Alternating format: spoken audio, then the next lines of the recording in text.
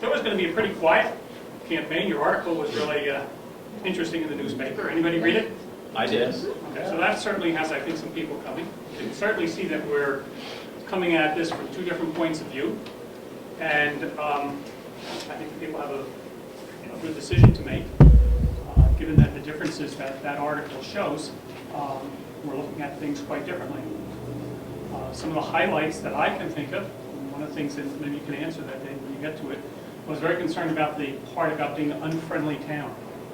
And I found that totally to be untrue. I think we're a very friendly town, a very welcoming town.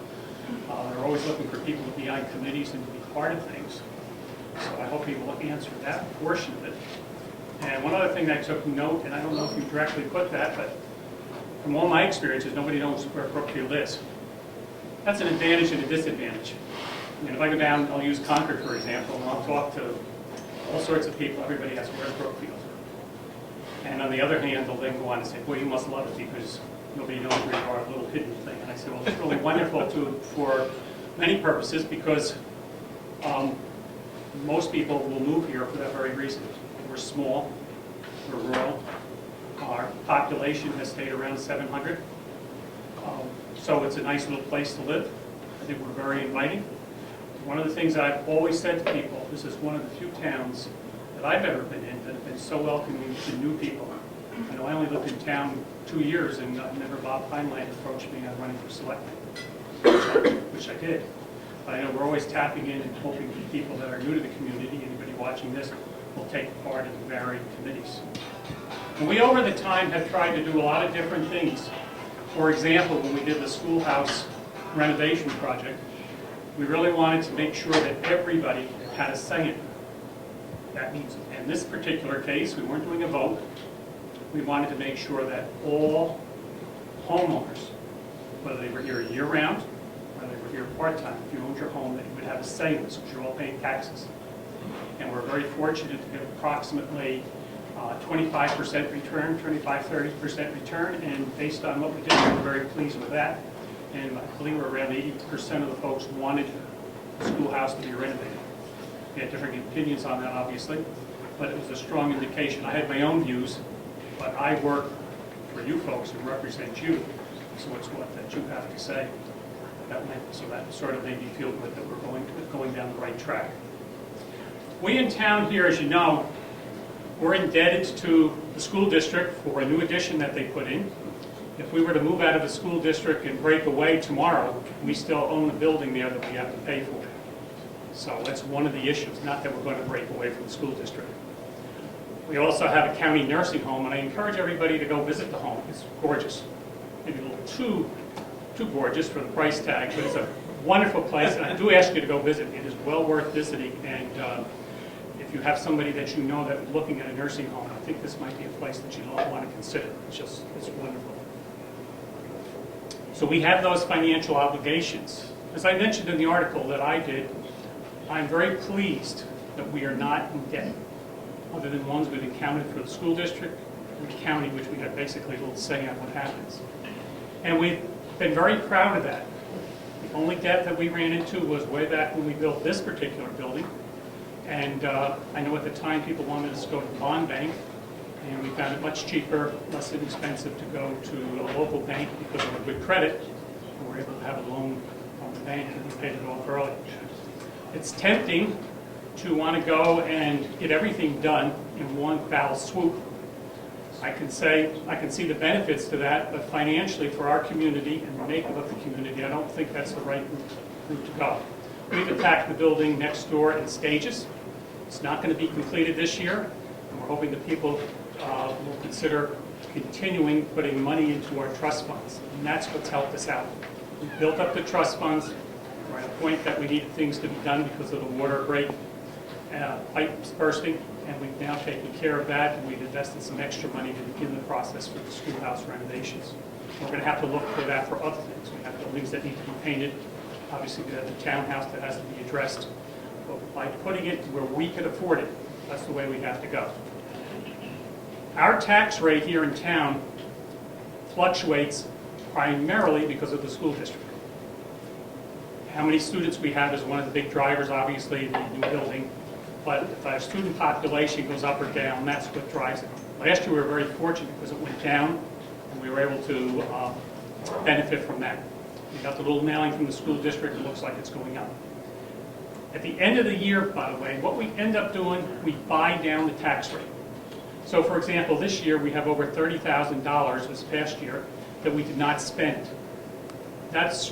We can't spend. I mean, we could, but we don't. We also have extra income that comes in from sales that happen of property, somebody paying their taxes late. That money is set aside, and indirectly the state, the Department of Revenue Administration sort of oversees it. So when we get to the end of the year, we can take that money and buy down our tax rate. And we've done that every single year. Some years we have more money to use, some years we have less. The state requires us to keep 5% in it. Traditionally, we had it up to 10. We brought it down to approximately 7. This past year, we brought it back up to close to 10. And we want to do that. It's tempting to bring it all the way down to the bottom, but that doesn't help us another year when our things fluctuate up and down.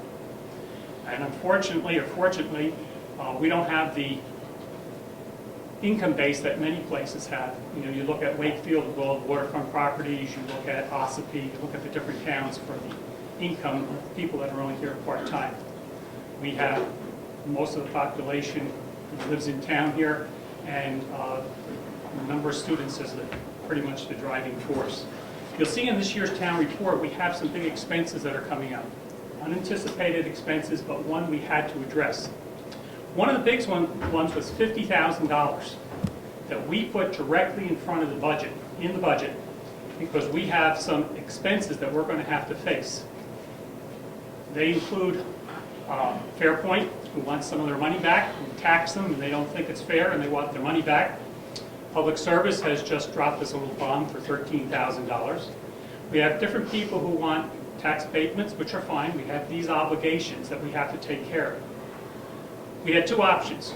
We could be upfront and put it in the budget, or we could have taken it at the end where we were not in front of the voters and just used the tax rate, the money we had set aside, DRA, under these circumstances. I'm sure would have allowed us to use that, $50,000. It ends up being the same, just being upfront with the folks and show it in the budget as a $50,000 expense. If we don't spend the money, wonderful. That's just money. At the end of the year, you'll see we wouldn't have spent that much money, and it will be used to reduce next year's tax rate. The other one that's in there is the increase in roads. What we have done over the years is we've had 1 year where we do a big project, 1 year a small project. We keep putting the same amount in, approximately $65,000. But 1 year we'll take a small project. This year we're taking a large project. We're taking Wentworth Road. So we're putting in 65. This year we're spending 95. Last year we put in 65. We spent approximately $50,000. So that fluctuates by the activity. Over the years, go way back, we just did roads, we patched them, we just oiled them, we did different things, and we decided maybe 6, 7, 8 years ago to do the roads right. And what we decided to do, one of the ones I can think of would be Clark Road. It needed work, let's do it right, and we'll, in the end, save a lot of money because we won't be repairing it every couple of years. So we have progressed in doing different roads in town, one at a time, what we could afford to do, and we're hoping the next 3 or 4 years we'll have done all the roads correctly, and then it'll cost us, from then on, it'll just be putting 1 inch down of the tar, and just be less expensive in the long run. We won't have to do all the repairs and filling, more fill going in with the right gravel, etc., under the roads. So we think that's the right route to go. And the trust funds, for example, we have computer equipment that we purchased. We found ourselves spending more money repairing it, having problems with the system going down. It was time to repair it. And I thank you, the voters, because we had $8,000 in a trust fund, which we could tap into. We tapped in for 7 to put toward that. You can see in the budget another 2 to start adding up for the next round that we'll have to face it in 5, 6, 7 years, whatever it is, to replace the equipment. That's the highlights of our budget. I think if people consider where we're going for, that explains why we have the increase. It's in the best interest of the town. We wish it wasn't that high, but you'll see, for example, it looks like we're spending quite a bit more, but then you look on the income side, it ends up we're taking money out of those accounts. So they sort of balance each other out. The big expense is that $50,000, which we hope we don't have to spend, but we have to be there for it. We've had Saturday hours that we've started. I'll be honest, the weeks I've been here, very few people have ever come. I think this past Saturday I was on last month, we had one person. And normally it's one person I know walks in and we just chat for a while. But it's very rare that anybody comes in. I can't speak for the other selectmen, but it's not well attended. We're there once the last Saturday of every month. The community, I know one of the things that Dave pointed to, the number of places that are for sale. I think if you go back to the last recession of sorts that we had, was the same thing. We had approximately 20 homes for sale. I differ with Dave on why people are leaving. I don't think they're leaving to get out of Brookfield. I think they're leaving because of circumstances. They've lost their job. They've died. I think that's the reason we see a lot of homes for sale in Brookfield. I don't think they're running from it. I can only think of one family, and they wanted to be closer to the school district, the school in Wolfboro. Most of them have been related to that, to moving on with their life and death, something similar to that. Do I ask questions, or do they ask questions, or you let Dave go? Does anybody have any questions they want to ask Bill? I'll answer them later if you like.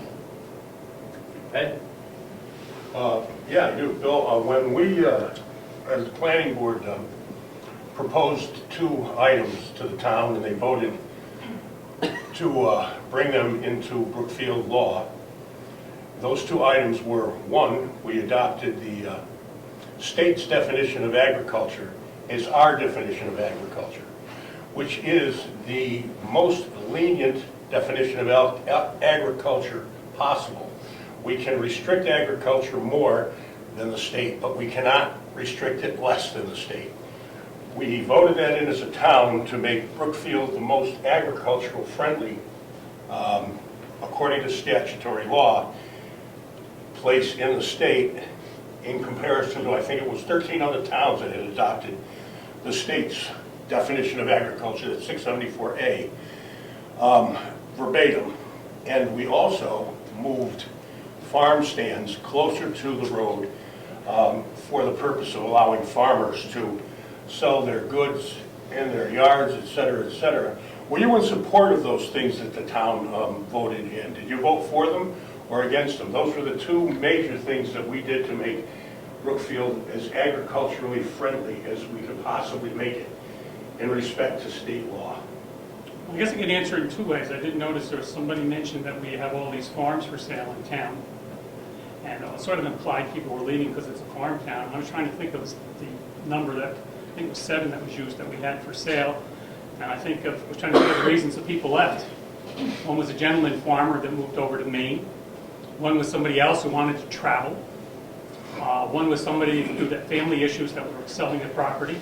I was trying to go through the list as to why people were selling the property, and I couldn't find one person that I could think of that was selling it for the reason that we didn't want agriculture in our community. As far as following that, I don't have a problem. You know, I've had a long-standing problem over your barn and the entertainment that's there. It's a town issue. It's for the town to decide what they want to do. I've always said, before Ed had his camera roll, the town should decide whether that's a commercial business or not. And I've always said that, and I wish there was a way that the town could officially vote, and it's over with. Now, I had somebody ask me the other day, well, why haven't you made an issue of it in the last 3 years? Well, quite frank, nobody's complained. I've left it alone. If you ask my personal opinion, I think somewhere along the line you have an agricultural thing that switches over to a commercial business. I personally have a problem with it. People are happy, that's fine. I wish we could vote it, but you can't have spot zoning.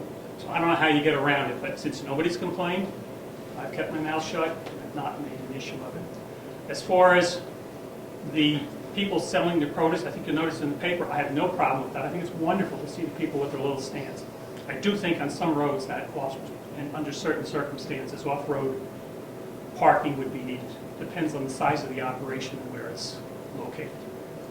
Did I answer your question? No. Can I I rephrase didn't. let me go this way. 674A, that's what the, I believe I've got it right, I could be wrong, I have my senior moments all the time. But that is the state's definition of agriculture, period. They allow nothing different than that. You can restrict it further, but you can't make it more lenient. That is the state, it's all listed statutorily. We adopted that verbatim as our definition of agriculture. We have no further restrictions on agriculture than what the state has allowed, and we cannot make it more lenient. That's my point. Did you support that? Yes, yes. Okay. That's Sorry, I that's should my have just question. said yes, it would have solved the issue. Okay. I'm sorry. Politician. Gotta go. Elaborate. Any other questions here? I don't have a question, I just have a comment. Being around the office as much as some of us are, I just want to point out to people, and I know I'm speaking to the choir here because these are the people that know also, how much extra work these selectmen do. How it's not unusual for a selectman to run in here and grab the trash because they're going to the dump. You know, or if something needs, if a light goes on or a big blink of blinks and a bell chimes that we don't know what it is, one of the selectmen is here to take care of it, and usually it ends up spending half the day trying to figure it out. And that's just the kind of thing that, the budget is so big, and I'm so glad we have people that have a handle on it, but there are so many just little minute day-to-day things that the selectmen do for us that we don't even have a clue unless we're here seeing them running in and out and doing the things that need to be done. And that is part of being a selectman too, as well as doing the big stuff and being in front of the meetings. And I just want to let everybody know how much behind the scenes work the selectmen do for us. And I appreciate it. One of the things we had for example, we had our budget hearing. We only had maybe 5, 6 people show up. And we know people have questions. We want to answer the questions. We want to explain things line by line where the increases have been as to why. But we only had 6, 7, whatever people show up for a meeting. It's kind of hard, and then people are upset. And we just wish they would call one of the selectmen and for us to explain why this is where it's at and why we're handling it the way we are. And I'm only one, by the way. You'll always say I will never speak for the board because I'm one. I speak for myself. Any other questions or comments? Dave, you're up. You're on, right? Thank you all for coming. I think I know most of you, but my name is David Gavadar. Well, I don't know. I guess I'm running for selectman, not necessarily because I want to be a selectman, or not necessarily because it's a job that, or I'm looking for things to take up more of my time, but I'm doing it because I'm concerned about the future of Brookfield. And when you look at our past and you look at increased tax over the last 10 or 15 years, and you look at decreased property values, which means a decreased tax base, and you look at increased spending, when you take those 3 elements together and trend them forward for the next 5 or 10 years, I have serious concerns. Unlike Bill, I do disagree. A lot of people either don't move to Brookfield because of the tax rate, or a lot of people have moved out. I know 2 in particular in the lake, which is an issue that you and I have had some disagreement on, that have moved out because of taxes and increased taxes on the lake. We need to figure out a way, which is going to require a lot of thought and planning, to come up with a way to change these 3 trends. And I look at running the town like I look at running a business to a certain extent. How do you increase revenue or decrease expenses to get to some level of profitability? And profitability from a town standpoint to me means a place where there's affordable taxes and a good sense of community. We don't have any of those metrics in place today, and I don't see the board planning well enough in the future. I see the board being very reactionary to budget items, and I'll use the capital budget or the capital plan as an example. We don't have a very good capital plan moving forward. I think the road plan has been, is really good right now, and I think the road committee's done a really good job, and the selectmen have done a good job with the roads. But when you look at buildings and infrastructure, and you look at some of the challenges that we've had in the last few years regarding, or some of the results that we have had in the last few years from our building projects, you can see that we're not really planning very well. I use, the salt barn. You guys all saw me mention the salt barn, which is one of my biggest pet peeves in town. The salt barn looks like a piece of crap in Brookfield. That's the center of our town. This is the center of our town. This is what everyone drives through, and they think about Brookfield. And you look at that. There's trash. There's metal. There's loam buildup. We didn't invest the right amount of money in that in order to get people to really be attracted to Brookfield, to help us raise the tax base or raise our values. I look at and I'm, as you guys know, I work out of state. I'm here, probably a little over half the year. And I look at some of the projects in spots, but I look at the schoolhouse renovation. The intent, I think, was great. We want to restore the schoolhouse. And the selectmen sent out a survey form and got feedback from the town. What I didn't see from the selectmen is leadership determining what the right way to go with the schoolhouse was.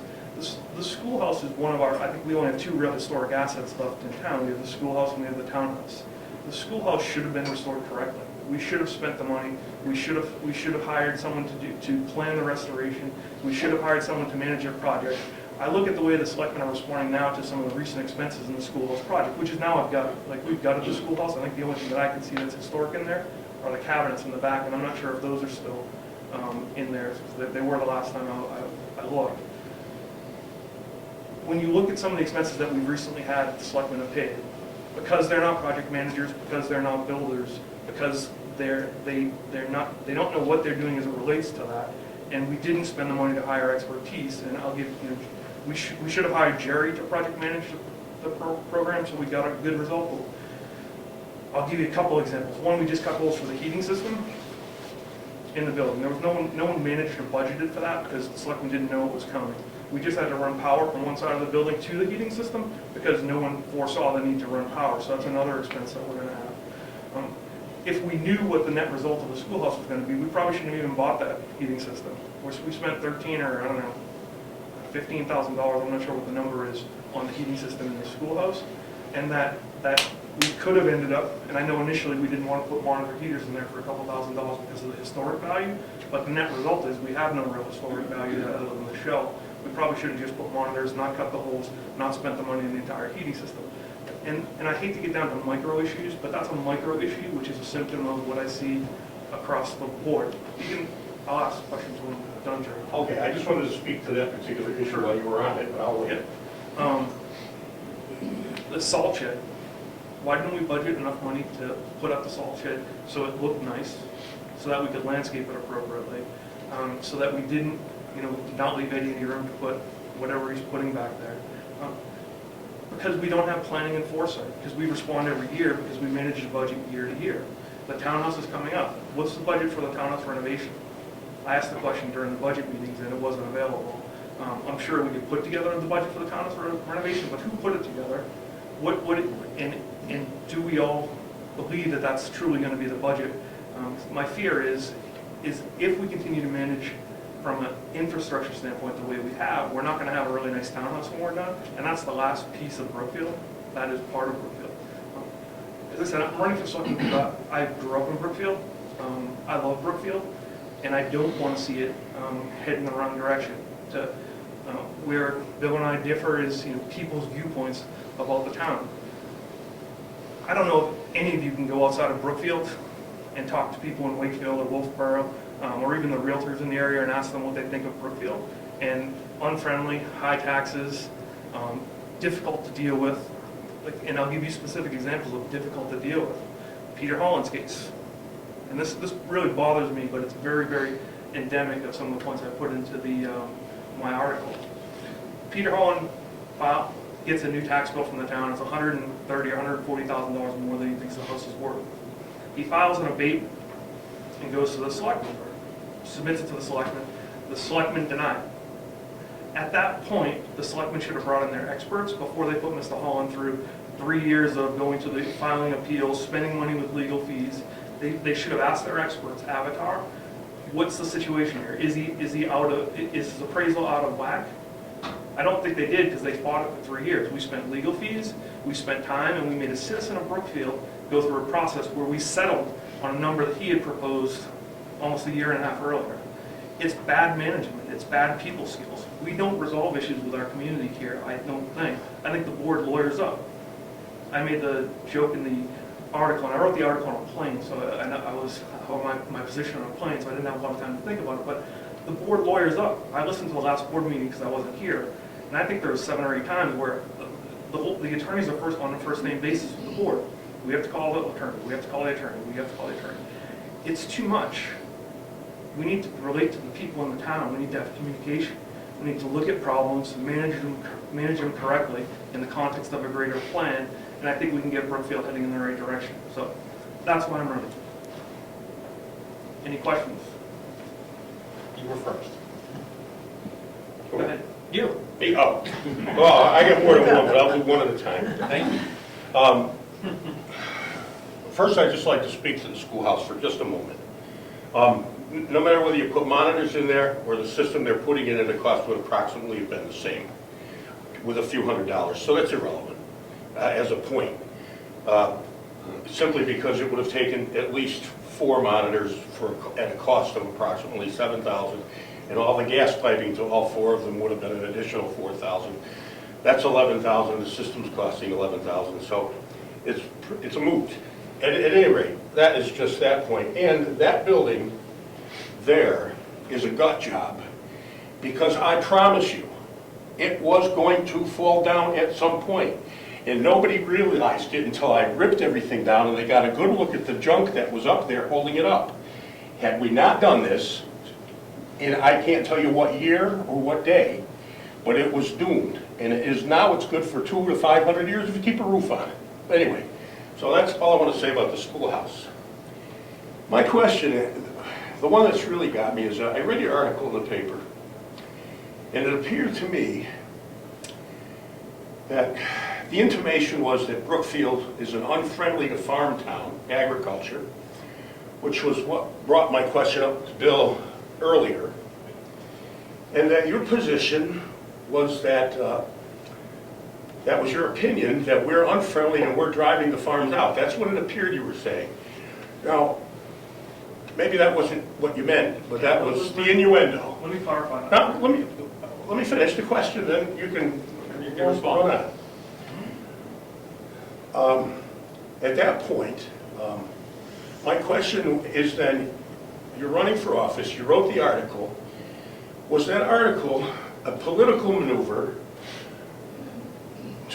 in opposition to Bill's candidacy in favor of yours? And if that's the case, and you are using the innuendo that Brookfield's driving farms out of town, and Bill Nelson is partially responsible for that, as an intimation only, if that was what your intention was politically, I personally, and I want you to clarify, I wouldn't vote for you because I'm so sick of that kind of politics in this government, in this world, that I would never vote for you if that was what your intention was. Could you clarify? Sure.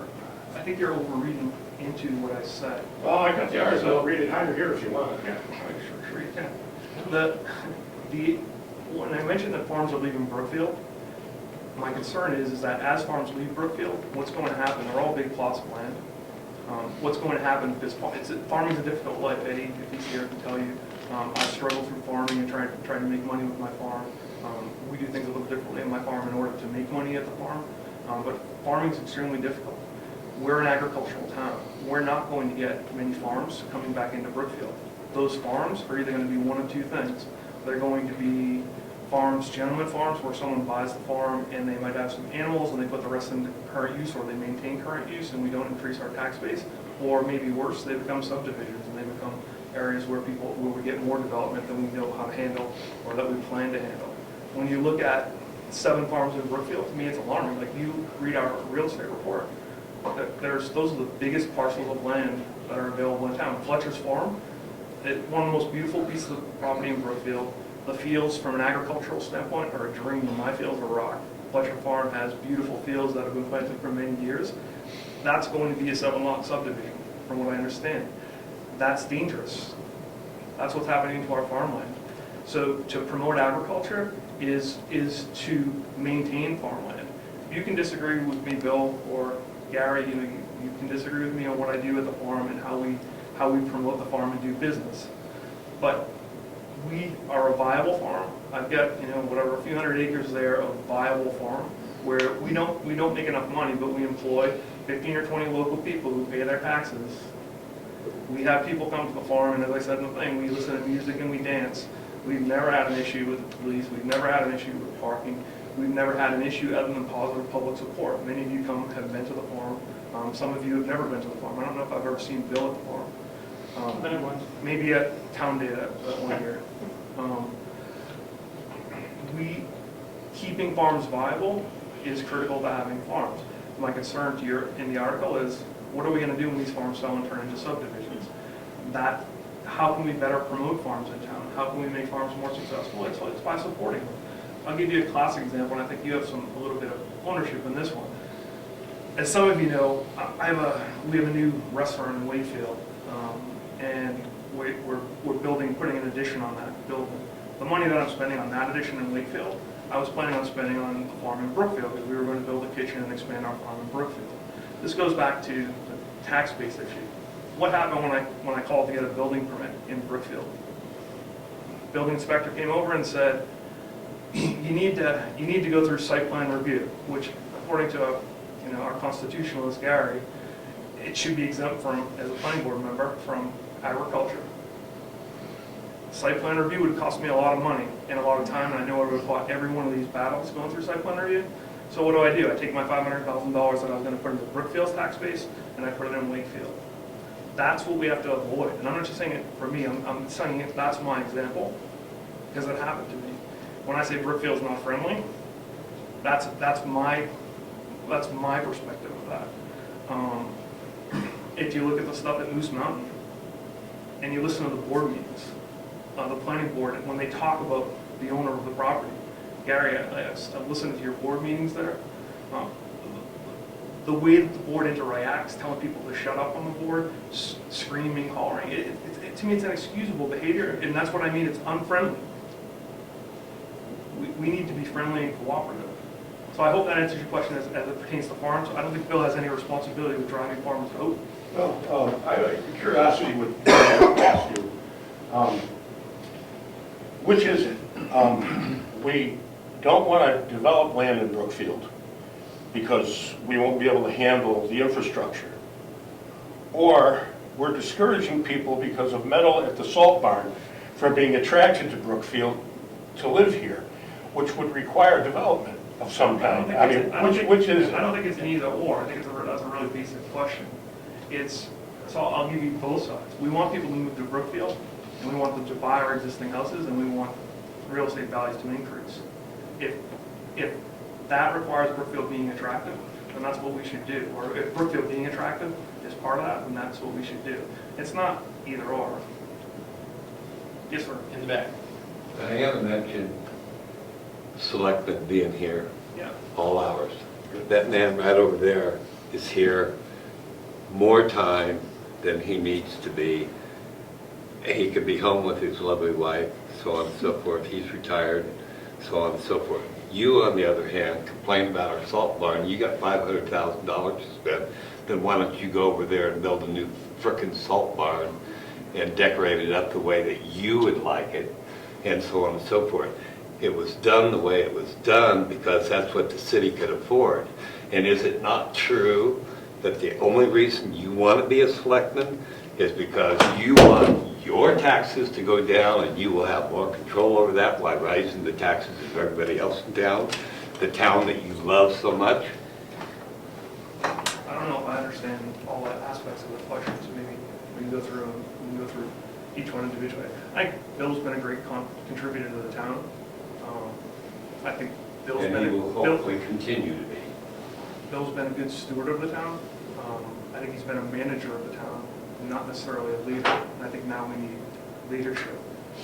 I'm not sure about the salt barn comment, and I understand, like, obviously you're a friend of Bill's, so you have a bias in your questioning. But give me some specifics that I can answer for you.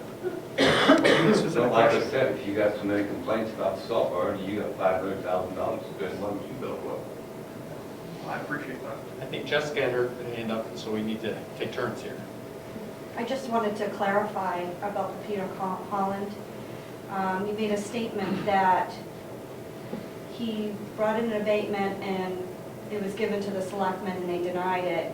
That's not the process, just to let you know. The process is, it comes to me, I review it, then I have to send it to Avatar for their recommendation, because they have, that's their expertise. That's why we pay them thousands of dollars. And then it goes to the selectmen, they review the recommendation, and majority of the time they go with Avatar because they're the ones who. So, yeah, I just want to clarify that you skipped the whole they didn't just deny it. But Avatar's the board that created the valuation, they're the company that created the valuations, that we should have known there was a problem. Then, as a result of that, Avatar should have come forward. We shouldn't have heard from Avatar the week before our hearing, after 3 years of putting these folks through the process. We should have gotten back from Avatar. We should have queried Avatar. And internally, we should have managed the sales. We should have a spreadsheet. These are the 5 sales in the lake. This is what the appraised value are. This is what they sold for. The selectmen should have visibility to that. Yeah, they do. I mean, but generally it's on my system and all that, so, yeah. I think we should take people who haven't spoken first. Yeah, first I want to say we've lived here 6 years and we've lived all over the country.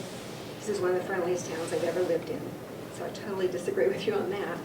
The other thing, if you work out of town 6 months out of the year, how are you going to be a good selectman?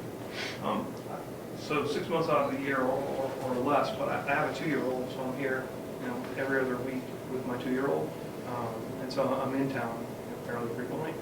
I'm not retired, like I have a job, so I can't be here every day. I have to generate income. I don't think we need any more retired folks running the town. I think having someone here was wonderful, and I think it's, having the time to do the things like take the trash to the dump is great. But I manage. Our company manages hundreds of millions of dollars of budget internationally, and I manage each one of those budgets, and I do it remotely from a very short period of time. What I can help with is planning. What I can help with is trying to look forward and get us out of the situation that we're in. I'm not going to be the person that's here every day, and I can't sign up for that, or I couldn't live up to it. But I can tell you that a chunk of me managing remotely is something that would be additive to the board.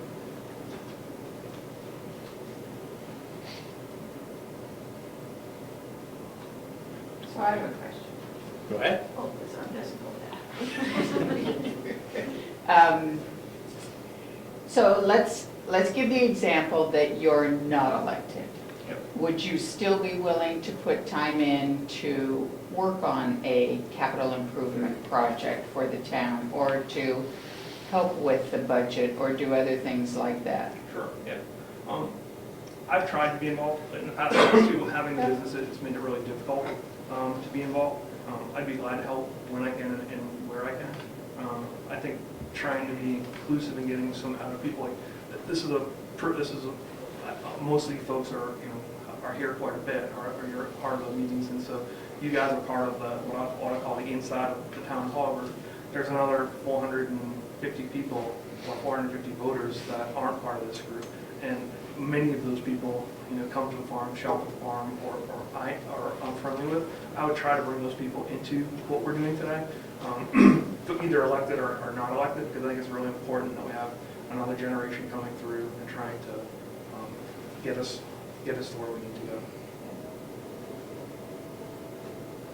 Ed?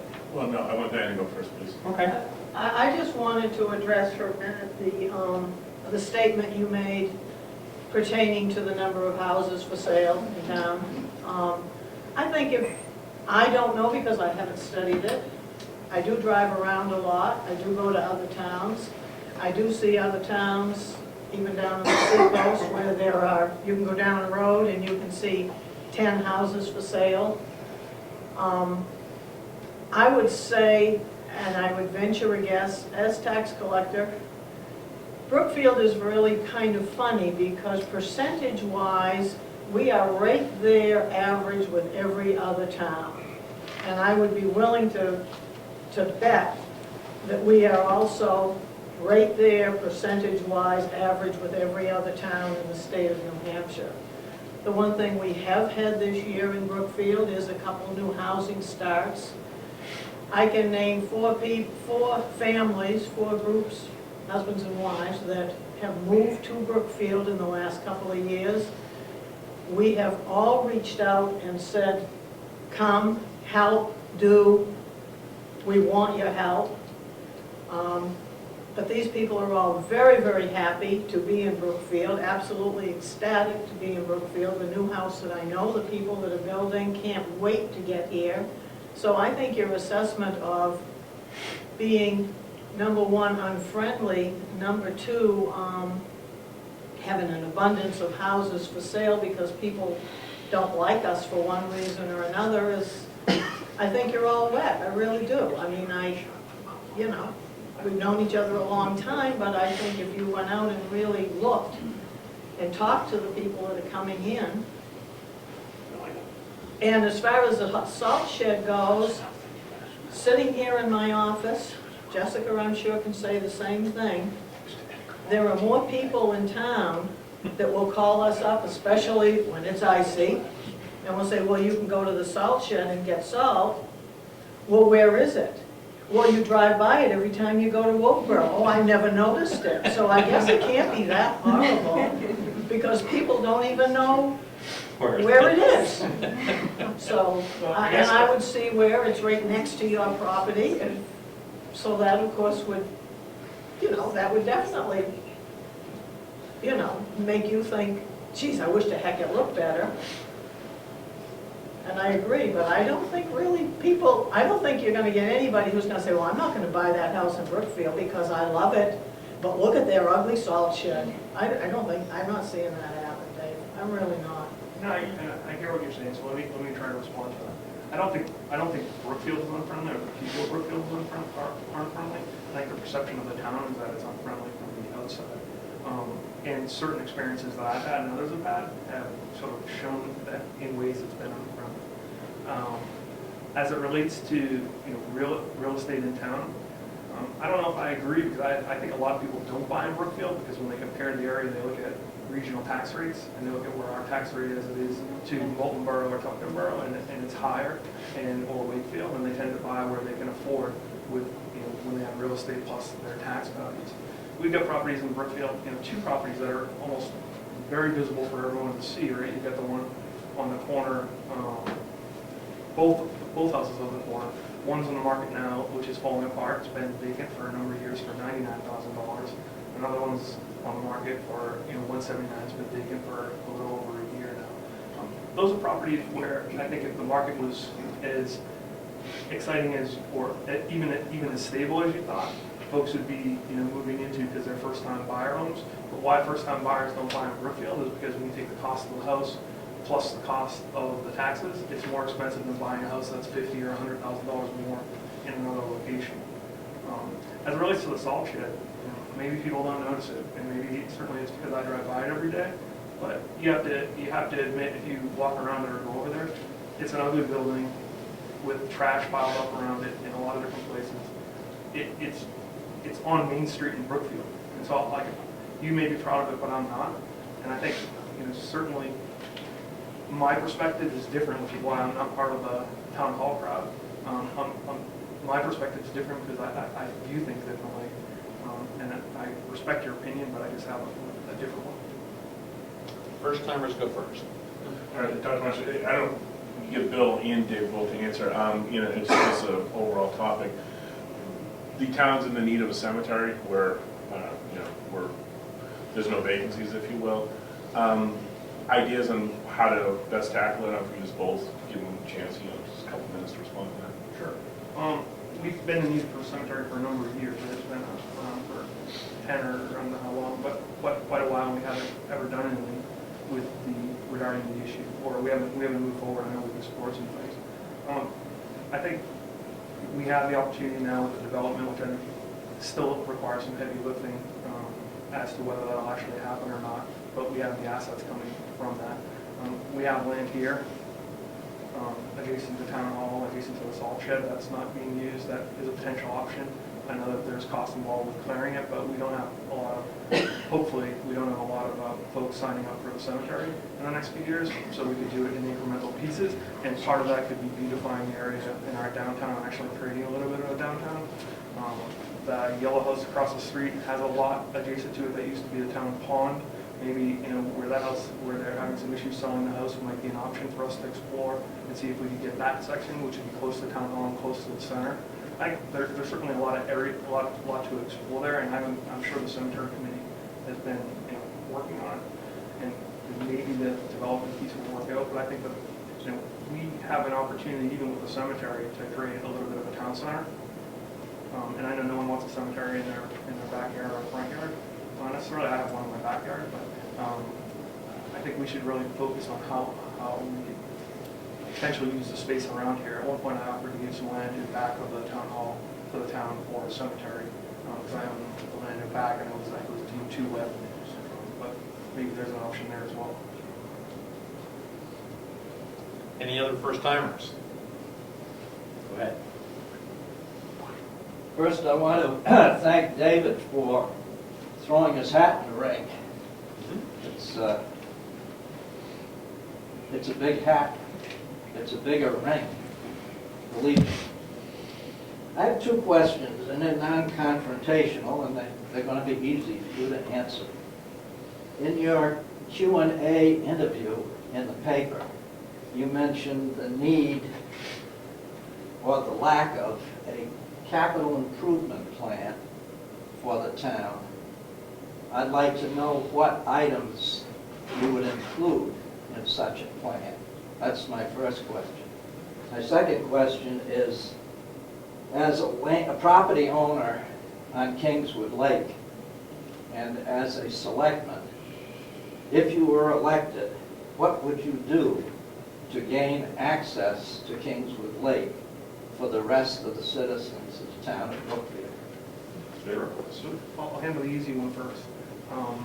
Capital plan, buildings really, which is our major expense item. So the town hall renovation, existing buildings, cemetery land, any of the major capital expenditures that we have coming down the pike, in addition to the capital expenditures that are beyond our control, that I would get a better handle on forecasting those expenses. What's happening in Wakefield, what's happening in the school district. As you guys know, I put in the article that I was sort of shocked to see that our selectmen don't liaison very well with the selectmen in Wakefield, and they didn't have a copy of Wakefield's capital outlay budget, which I provided to the selectmen. That type of planning and those types of things would be in our capital outlay budget, and down to including computers, any of the capital assets that we have in the town, when we forecast expenses for them, and how we're going to deal with it. I think Bill and I somewhat disagree, and I think this could be debated. I know as Brookfield being primarily or partially a retirement community, folks are very nervous about taxes and increases in taxes. This year could have been a very potentially scary year in taxes, with abatements being filed and taxes increasing in general. But what I would advocate is that before we spend a lot more money on our buildings and infrastructure, we come up with that plan so that we know if in fact, this town hall, I don't think it can be done for a couple $100,000. I think to restore it correctly to what it should be might be double that. Whatever the number is, we should plan for it, and then we should either spread that expense out over time so that we can afford it without increasing the taxes. So either bond it to pay for it, but we shouldn't do it incorrectly so that we fail at that. And that's one of the items that I would include in the capital plan. As it relates to access on Kingswood Lake, I think many folks in Brookfield access Kingswood Lake on a regular basis. People use my house and beach all the time. They use Mead Dam Road and the access off Mead Dam Road to get to the lake. I don't know how much demand there is for access. If there was demand and the town wanted access, I think the town could do whatever it wanted to do or whatever it could afford to do. I've never fought access to Kingswood Lake. In fact, I've encouraged people to use the lake, and many people in Brookfield use my house to get onto the lake. It's a challenge because when you look at access to Kingswood Lake, you have to first find the access, the town has to get the land, then we have to pay for whatever we're going to do to improve it, and then we have to provide either lifeguards or some type of a way to manage the access from a safety standpoint moving forward. And right now, we can't afford to pay for a restoration of the building. But I think if the town wants, to answer your question, I'd support trying to find a way if there was an actual way. And we could afford it. Could I just ask one? First timers go first, so then we'll come around again. No, I just want to clarify an answer that he gave. Okay? You mentioned, or maybe I misunderstood, in your capital improvement plan, you would include planning for the school district? I would include getting forecasts of what the school district was going to spend in the capital plan. Okay, but I don't think we have any control over that. It's not a question of, we don't have any control over Wakefield either. It's not a question of control, it's a question of visibility and patches over time. You need to see this stuff and when it's coming and try to understand what the hit would be. We don't have control from a per student cost, right? But we do have control if they're going to build a new school, if they're going to spend money on certain things that is going to drive the value. So the one thing the things we can't control are what the costs are or what the makeup of the costs are, but the things we can control is getting as much visibility and incorporating into our spending. If I know that the school budget is going to go up in 3 years by 25%, then I may reduce the road budget now by 25%.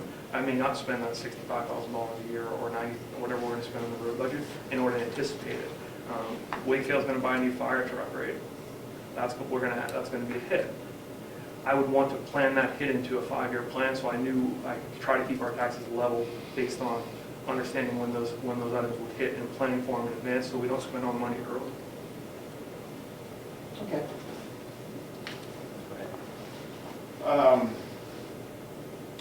First of all, I'm glad you are competing. I like to see competition of different views, David.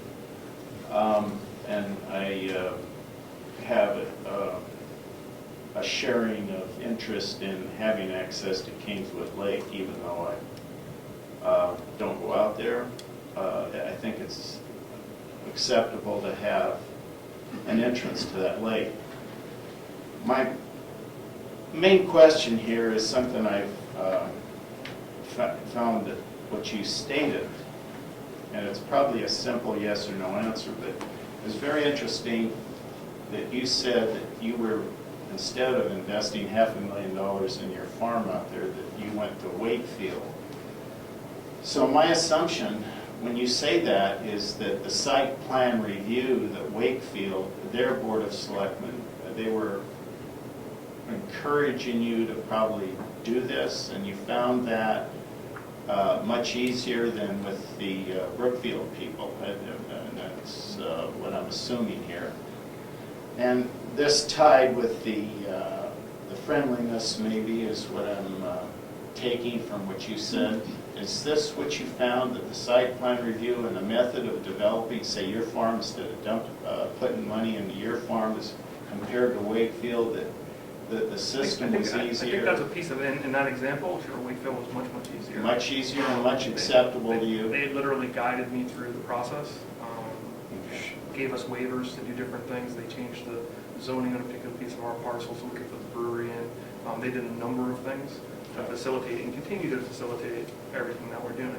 What I got, in Brookfield, this is a very biased answer, but I'm giving you the straight answer, which is what you'll get from me. I got a building inspector that has a competing farm in town. I've got a planning board chairman who you could hear from the question standpoint has some series of issues as it relates to what we do at the farm, and then clear support of the other selectmen, and a selectman. So that's the process I would have had to have gone through, which wasn't a legitimate process for us to have to go through anyways based on state RSA. And so why fight? I've been fighting the battle here for the last 10 years. Why fight the battle when it's easy? And I'm sure that there's other folks in town that have had similar experiences, but that's just mine. Do we have any other first timers? Go ahead, Mr. Chairman. Thank you. Well, OEP defines in the state what CIP is comprised of. It's not up for grabs on what the town as a particular individual community wants to make the CIP look like. It goes according to state parameters. At any rate, I only brought that up is because certain things can be included and some other things can't be included, like the school budget doesn't belong in CIP. It's a matter of annual budgeting for the future, but it has nothing to do with CIP.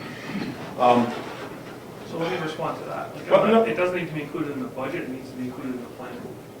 So- Well, it so- may be so- a budget planning thing, but not capital improvements. Capital improvements is specifically refers to the capital improvements required to maintain the infrastructure of the town. I gave you on the definition of capital improvements. What I'm saying is that that's a capital improvement that they're going to make that we need to be able to forecast for. Well, So therefore, okay. we should plan for it. Well, I don't want to debate that issue. The next thing is that the planning board, its main object or main mission is to deal with land use issues in the town. That's the function of the planning board, land use issues. And its job is to oversee individual circumstances and applications to the town for particular uses of land, and either approve them or disapprove them according to the town's master plan and the town's current zoning ordinances. The selectmen are the enforcing body. The townspeople are the lawmakers. All we can do is we write an ordinance and put it before the town to do that. Now, I recall 7 or 8, 10 years ago, you sat here and were given a pretty rough time over what you were doing at the farm. I wasn't involved in that, but I sat here for it. And I understand that there would be some sour grapes, because I've had issues with the town in the fairly distant past that I have sour grapes with. But that's the way it was then. Now, at this point, you just made a statement that I have issues with what you're doing at the farm. Now, my question to you is, has you heard from me? When I asked Eddie why I had to go through site plan review, he said because you determined I had to go through site plan review. No. Then one of you is. I said you might have to go through site plan review, and it was up to the town attorney to advise us on that. I didn't tell you that I'm going to go to the town attorney. As planning board chairman, I said it might be necessary for you to go site plan review. Now let me explain why, so that everybody here understands what this is really about.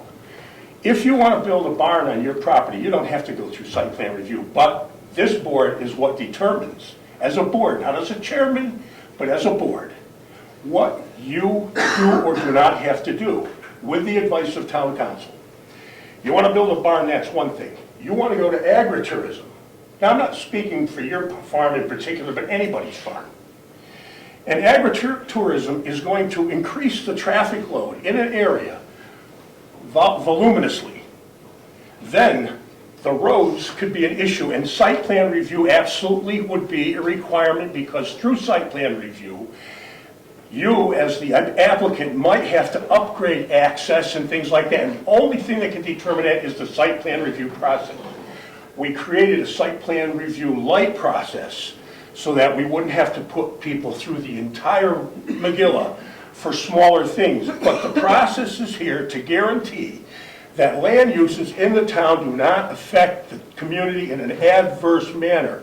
You might have to go, just because you're agriculture, you can't put up 42 barns and have 2,000 people in there every day without a site plan review process. It's not an unlimited open ledger for you to come in, or anybody. Me, I have a farm. I can't put 5,000 or 2,000 cars a day on my road because I'm a farm. And I got a pumpkin, you pick pumpkin patch, and I'm going to have 2,000 people driving up and down that road every day. I would then be required, perhaps, depends on the town attorney and what legal issues the town attorney has to say. So my statement was Dave has to definitely go through this site plan review process. Depends on what you're attempting to do.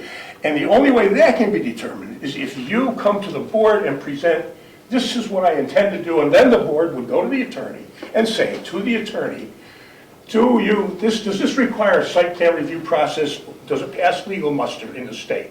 And then we can give you an answer. But your question to the board was, or to Eddie, was, does this going to require site plan? It doesn't matter.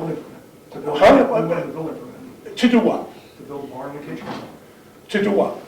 To build a barn in the kitchen so we could cook products that we were serving on the farm. We sell. But the intimation to me was that you were going to open a restaurant there. No, that's it. But then come to the board. Where did it come from? This is my point. I can't give you an answer on a telephone call. You got to come to the board and say, we're doing this. Does it require site plan review? We can only give you an answer. You could say, can I build a kitchen to cook meat to sell to people wrapped up? The answer would probably be, no, you don't need site plan review process. But if you built a kitchen, and then you had 40 tables and a restaurant going in there because we said yes to that kitchen and you're using it for multiple purposes, that might, by law, require site plan review. We can't determine that on a telephone call. So your phone call and my phone call was so preliminary it was irrelevant. And if to take umbrage at it is preposterous. I mean, that's the way the system functions. It's not a matter of, well, we couldn't do this, so we're going to do that, and blah, blah, blah. That's not how it operates. Get on the board for a while, you're welcome to join, get your teeth into OEP and what the planning board's actual mission is, and you'll get it. That's all I I get get it, but I guess this is the example I have to friendliness or unfriendliness. What am I friendly? I called the building inspector, asked for a permit, and I guess I don't want to make this meeting about me or the farm. What? But that was the process we went through, and that's why we're in Wakefield today. Well- So, Your restaurant might be a commercial endeavor. That might fly in the face. If it's not agricultural, we don't know. Your phone call doesn't have an answer to it because it can't possibly be answered. The question was, he might require site plan review process. Tell him that. That was, Eddie and I spoke. What else can I tell him? no, that's it, that's all I needed. It's not up for me to give the dominance for this one personally anyway. It's a board item. Okay. Do we have any other questions? Ed? Do you have a question? Okay. I don't know you personally, and I really don't want to, but I think one thing that you need to realize is that, first of all, I'm 69 years old, and there used to be a time in this country when we respected politicians, we respected big business owners, we respected the law in general, and so on and so forth. But over the years, it's becoming less and less and less. We've respected big business owners, but it has gotten to the point where those people are in it for one thing and one thing only, themselves. You know, I've always said that it would be really great in this country if we could send one person to Washington, D.C. that had the best interests of the country at heart instead of their own personal interests. And I would never vote for you because I really feel that this whole thing is about your own personal interests, not the interests of the town or the citizens of this town, but to make sure that your taxes go down while everybody else's goes up that doesn't own property on the lake, or that your business is able to do this. I know when we moved here 6 years ago, our understanding was that you can't have a business in this town. And I don't know, but I don't want an answer back. That's just a general comment. Sure. I think a lot of people, I know I do, I've had things happen. My son died 6 months ago, and the bullshit that we have gone through with lawyers and judges, and I will say asshole lawyers and asshole judges, and that's for the record too, so. You know, it's just a matter of trust and so on and so forth. Like I said, I don't know you from Adam and you don't know me from Adam, but I know one thing. I'm an honest person. I worked hard all my life. I served in the military for 14 and a half years and so on and so forth. And the thing I pride myself probably most on is being an honest person. And that's it. So, sorry about your son, and just to set the record straight, I pay more property taxes as a landowner in Brookfield than I do on waterfront land in Brookfield. And so what happens, there's no advantage to me to waterfront taxes decreasing. In fact, it raises the rest of my taxes, so I end up paying more. I just wanted you to know that, Yeah. my feelings have nothing to do with you personally and so on and so forth. And I respect We've been your over to your farm at that Saturday morning little thing, and it's really nice, and so on and so forth. The girls sing, the kids that work over there, we've had The one young man that runs over there and takes care of your cattle and stuff has brought mulch over to our house. Really nice, excellent young people, and so on and so forth. Thank you for hiring them. They're really And that's good. part of what the farm's about, is employing people. The farm, we've never made money at the farm. Like, we spend our money on hiring people locally and improving the overall quality of the farm. And like I said, I just want you to know that it's nothing personal, because No, I like I get it. said, I don't. And I respect your opinion, I'm glad you're here, and once again, I'm sorry about your son. Ed, did you have a question? Yes, I did. You mentioned, my biggest problem is always the scope and size of government. And I mentioned, you said revenues, and there's two huge bills that we pay, which is the school and the county bill. Nobody ever mentions the county. We pay over $100,000 to the county. And I just got a school budget bill in the mail for $47 million. And we keep saying that we can't do anything about this. It's something that's out of our hands. What type of leadership can you offer to change that fact, that those two items must be addressed? I mean, we cannot just leave that out of the equation. I mean, you can manage all our town assets, like a machine. But if you ignore these other two items, we just keep going under. I mean, that is a huge part of our bill. So what type of leadership? So, and I'm going to give Brian credit for this, but we need to interact with the folks that are responsible for generating our taxes. So we need to attend, and Brian suggested that we attend the Wakefield Selectmen meetings once a month or some period of time. And our selectmen need to reach out to the school, to the board that's running the school and driving the budget, and maybe attend those meetings and provide our input. Clearly, like, we're in a situation where we don't get enough. We react when we get our tax bills typically, as a citizen, and we don't get enough involvement here in town, individual involvement, to really drive things. And so I think it's important for the selectmen to reach out and sort of own those relationships and own the leadership. And I also think, in closing, it's important for the selectmen to lead the town. This isn't it always has been a managerial function, but I think that we're in desperate need of some direction setting. And whether that direction setting is right or wrong, or whether the taxpayers agree with it or disagree with it, they can be vocal and get involved. But we have to do something differently. And certainly reaching out to the other boards is something that I would advocate. If we don't have any other first-timers, Ed, then I'll let you go again. Just a follow-up, you mentioned before about generating revenue.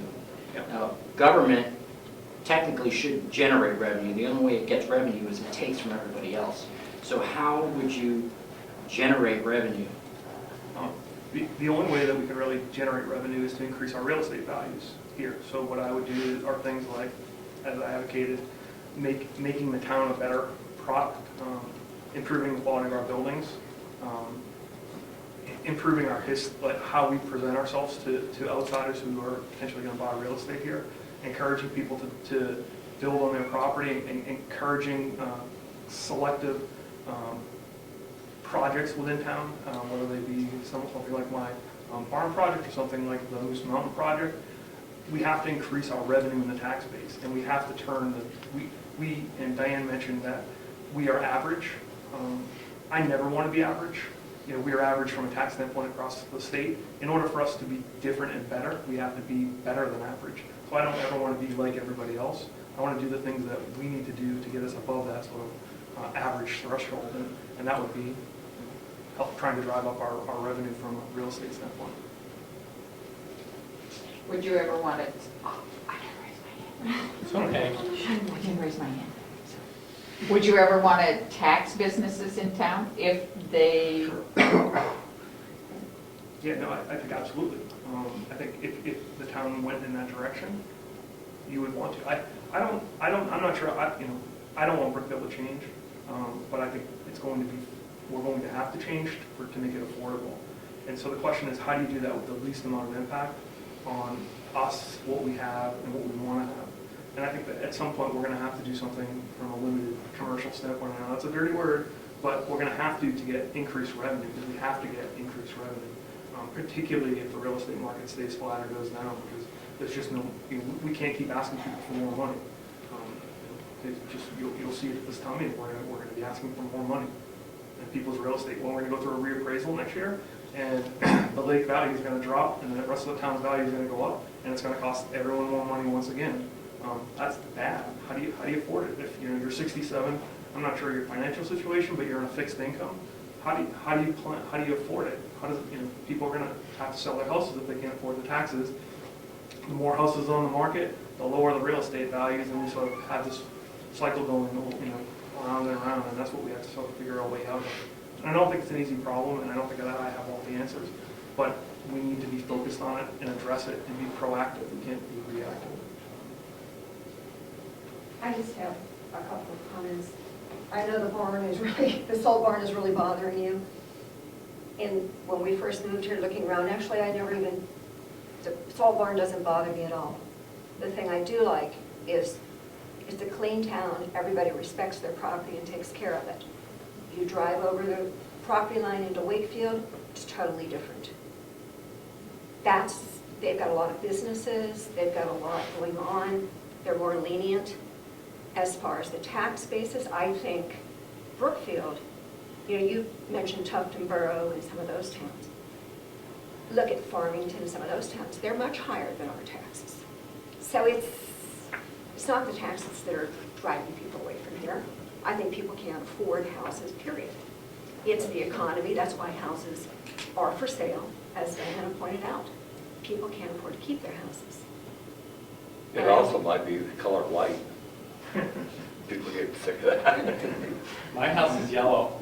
No, I'm talking about the stuff laying on the ground. I don't see your house, so I can't get there. Well, I from here. wonder if it's a generational thing as well.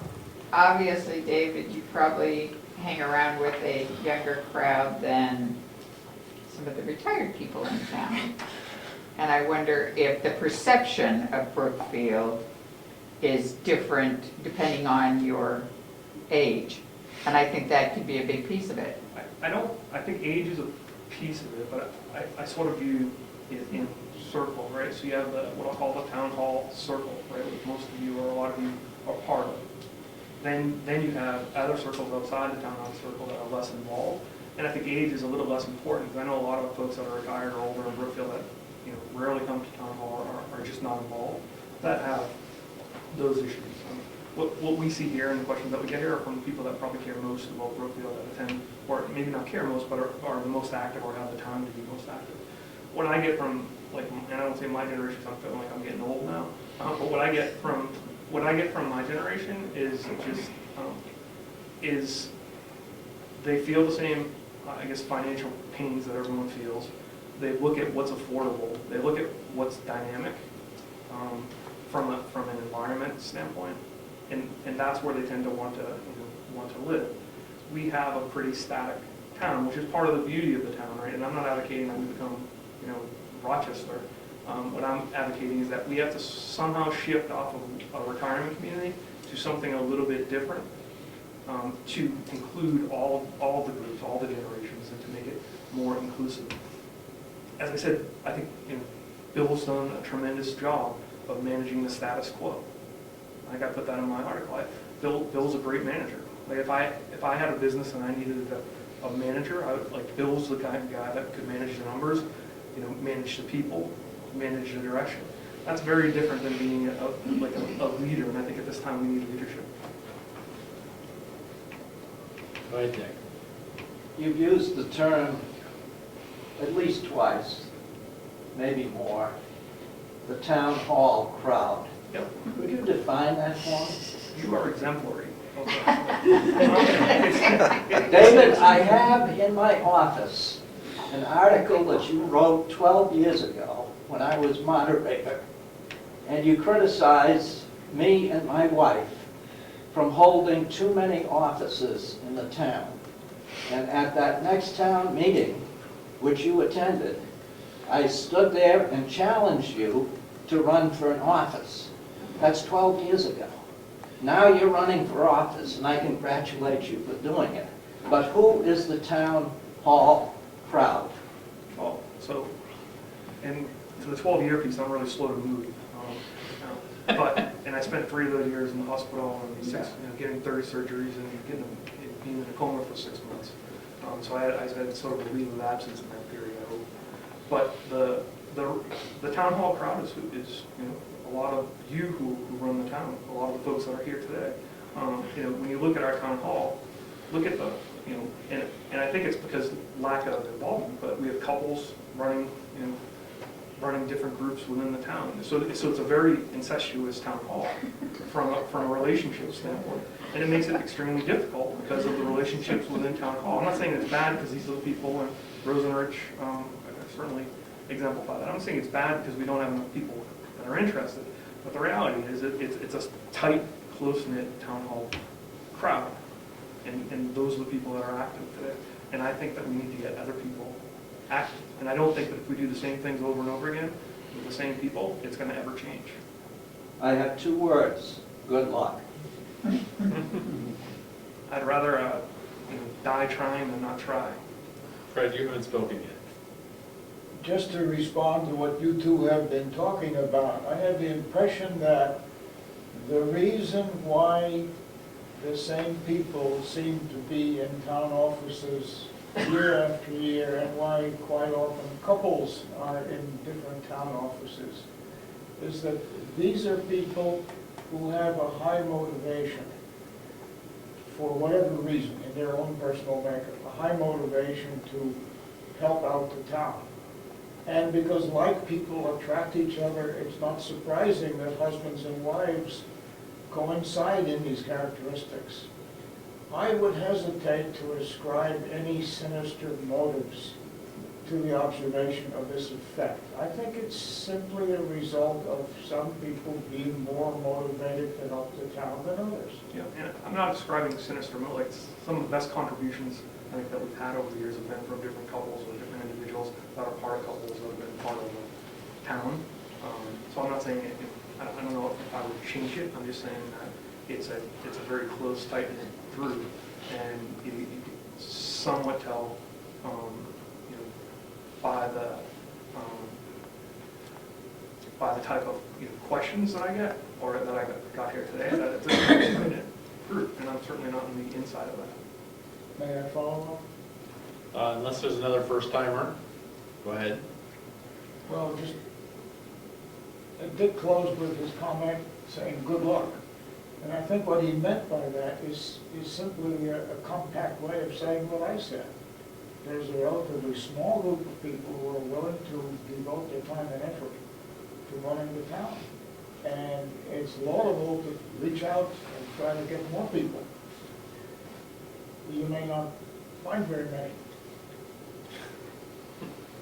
I guess that's part of the litmus test that we'll see in the election, right? If people choose to be involved and choose to do something differently, because clearly we're very different and we have very different philosophies. So the question will be: do people choose to be involved, or they choose not to be involved? Do they like it the way it is, or do they want to see some change?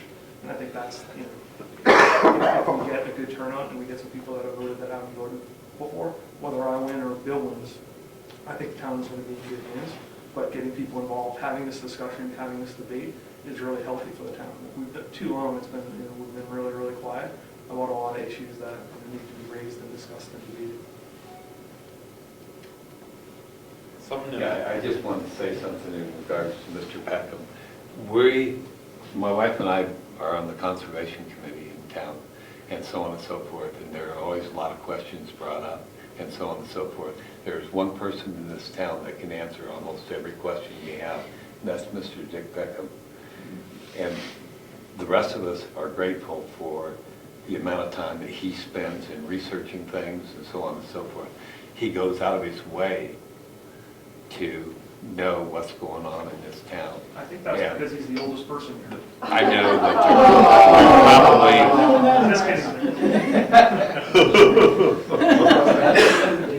We call him the encyclopedia Peckham.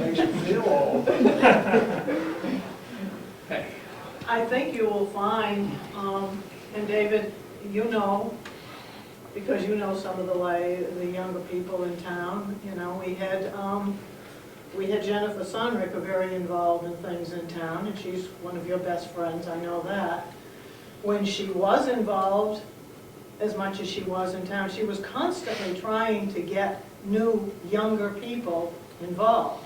Who do we have now? We have Jessica, and somehow she was able to wrangle her husband in and get him involved, which Jennifer wasn't able to do.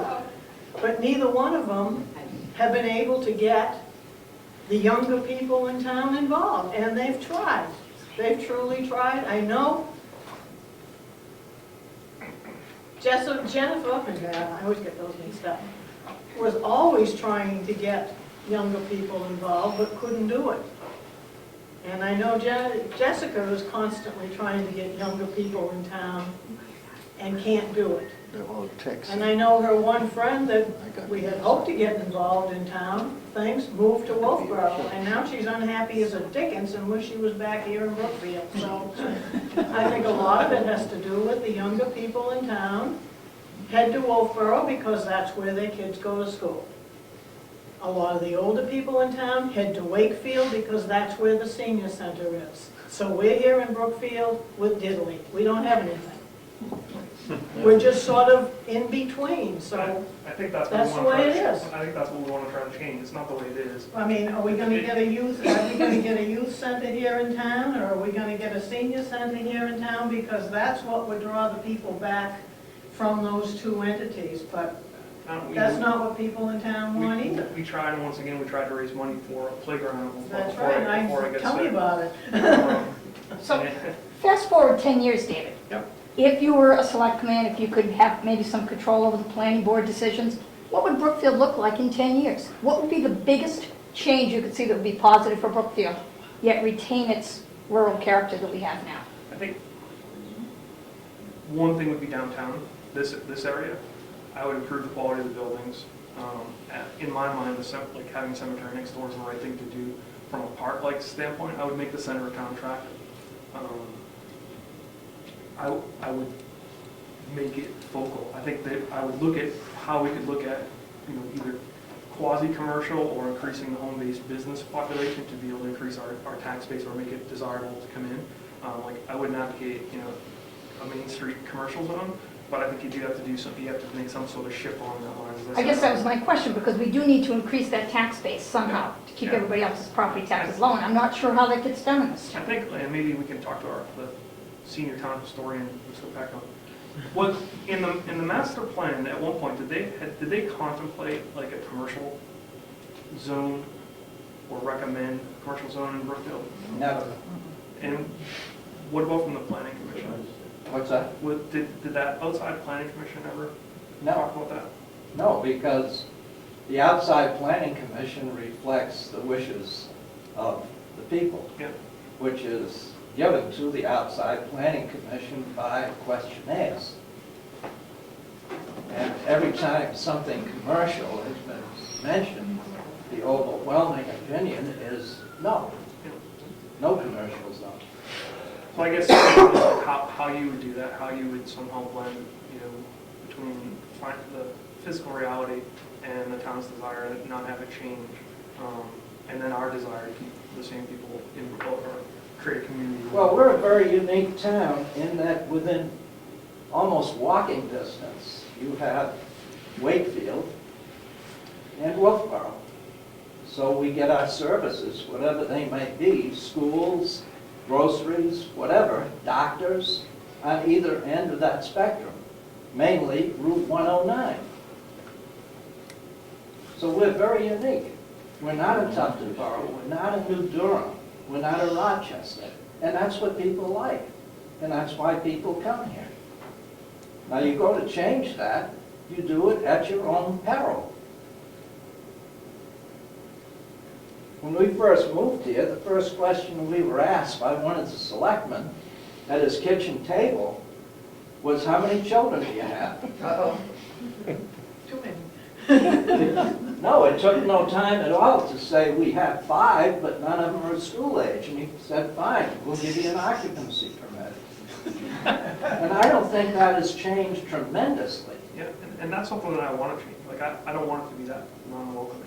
And I hear that quite frequently about and children and people coming to Brookfield.